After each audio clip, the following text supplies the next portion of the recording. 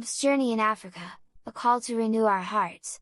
Pope Leo XIV's pilgrimage to 4 African nations highlights the strength of peoples long burdened by the yoke of colonialism and calls us to take part in building a more just, fraternal, and compassionate present and future. The Pope's Journey in Africa calls us to open our eyes and renew our hearts, urging us to act so that humanity may show a truer face.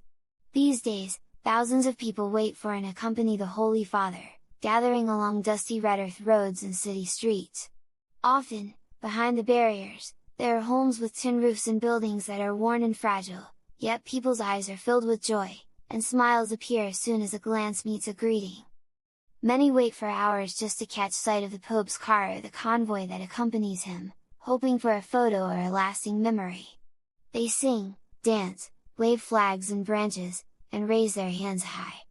This visit is a journey into the wounds and hopes of peoples often overlooked, but it is also an invitation to everyone, to change perspective, not to look away, and to build bonds of fraternity and genuine relationships without giving in to fear or resignation. The Africa that Pope Leo encounters shows remarkable vitality and energy, along with a vast capacity for the future. At the same time, the weight of ongoing forms of colonial influence remains clear, as global forces continue to limit and control this potential. In places where resources are extracted, land is damaged by toxic waste, and conflicts, divisions, and corruption are fueled. What is taken by political and economic powers is not only wealth, but the present and future of entire generations. On a planet marked by war and violence, the successor of Peter instead works to build bridges, encouraging encounter, reconciliation, awareness, unity, and peace. This is evident, for example, in the northwestern Cameroonian city of Bamenda, which has been reconnected to the rest of the country during the visit.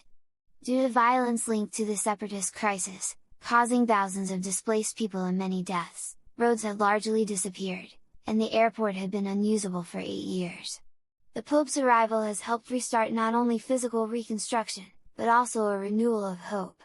Through his journey, the Pope also highlights the distinct realities of the nations he is visiting, challenging the tendency to treat Africa as a single entity rather than a diverse continent. He points to unity within diversity and to the shared dignity of the human family, in which every person is a child of God.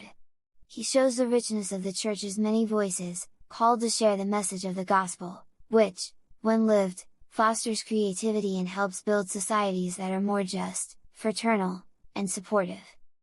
The Pope calls for shared responsibility and, from Africa, speaks to the entire world. He raises a fundamental question that invites each of us to move toward others.